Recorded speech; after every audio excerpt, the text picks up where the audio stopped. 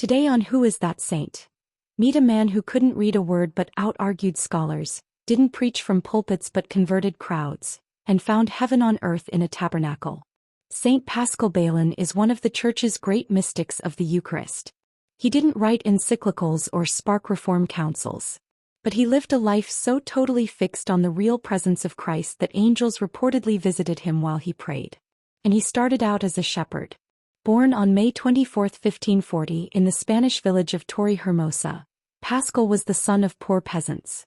He was named Paschal because he was born on the feast of Pentecost, in Latin Paschalis. From a young age he was marked by simplicity, charity and prayer. While watching his sheep in the fields, Paschal would kneel in the grass and adore the Eucharist from afar whenever he heard church bells ring. He had no formal education. He taught himself to read, not to debate or preach but to pray better. By his late teens he felt called to religious life.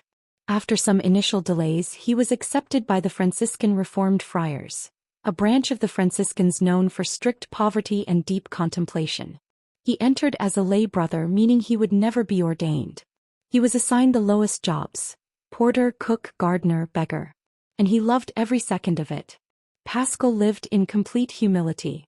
But behind that modest exterior was a soul on fire. He would spend hours, sometimes entire nights, kneeling before the Blessed Sacrament. He was frequently seen in ecstasy, his face glowing, his body lifted off the ground in rapture. The friars said his Eucharistic devotion was so intense it felt like Christ was physically present in the room. But Paschal's holiness wasn't just about mystical moments. It was about obedience, joy, and relentless charity. He took correction gladly. He gave food to the poor even when the friary was running out. He smiled through suffering. And despite never receiving formal theological education, he had a supernatural understanding of the truths of the faith, especially the real presence of Christ in the Eucharist. During a trip to France, he defended the Catholic doctrine of transubstantiation against Calvinists. Even though he was mocked for his simplicity, he calmly laid out the Church's teaching, spoke with such clarity and conviction that even the hostile crowd took notice. And he suffered for it. On that journey he was physically attacked by a mob of anti-Catholics.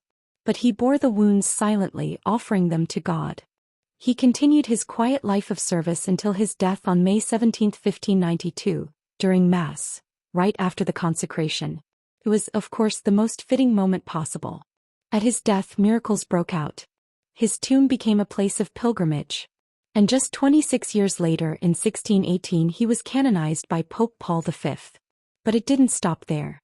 In 1897, Pope Leo XIII declared Saint Paschal Baylón the patron saint of Eucharistic congresses and societies, because his life was one long adoration. He is also beloved in many parts of Spain, Latin America, and the Philippines, where devotion to him runs deep, especially among the poor and rural communities. Statues of Paschal often show him in a brown Franciscan habit, holding a monstrance close to his chest, because that's what he held in his heart. And his message? Jesus is really there. Not symbolically. Not abstractly. Not metaphorically. Really there. And once you believe that, everything changes. Saint Paschal Baylón didn't have the intellect of Aquinas, the drama of Francis, or the eloquence of Augustine. What he had was love. And love knows more than books ever can. He reminds us that holiness is often hidden, that miracles grow in silence, and that the Eucharist isn't just something Catholics believe, it's someone we adore. In a world that races past the tabernacle without a second glance, Saint Paschal knelt, and stayed. Quote of the day: "If angels could be jealous of men, it would be for one reason: the Holy Eucharist." Saint Paschal Baylón.